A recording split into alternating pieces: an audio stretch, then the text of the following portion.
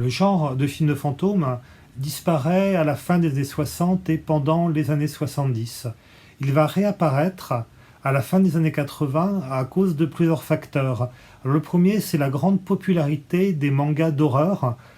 qui sont destinés aux filles, parce qu'il faut savoir que l'horreur au Japon est un genre qui est plutôt féminin. Dans ces mangas, on voit des lycéennes qui sont aux prises avec des spectres. Et certaines collections demandaient justement à des lycéennes de leur envoyer leurs propres histoires de fantômes et qu'elles découvraient quelques semaines plus tard, dessinées à l'intérieur de leur manga préféré.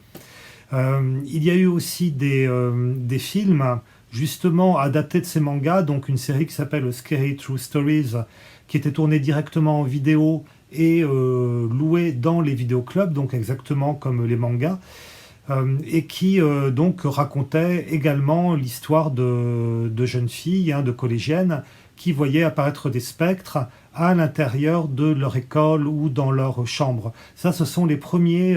vrais films de J-horror dans les années 90 à peu près. Et il y a eu aussi un autre facteur qui est déterminant, ce sont les photos spirites, qui connaissent une très grande mode à la même époque.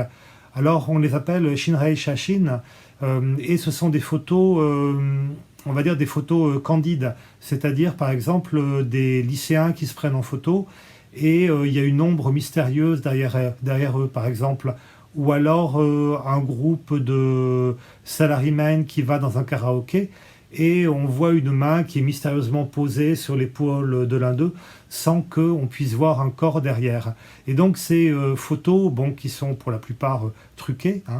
ont connu une extrême popularité. Et ça a donné l'idée aux premiers cinéastes de J-horror comme Kiyoshi Kurosawa ou Nakata, justement de tourner des films se passant dans le cadre le plus banal et le plus quotidien possible, c'est-à-dire de ne pas situer les fantômes à l'ère Edo, avec des kimonos dans des temples ou dans des forêts mystérieuses, mais justement de faire apparaître des fantômes à l'intérieur d'ascenseurs, à l'intérieur d'une pièce de quelques tatamis, ce qui fait extrêmement peur,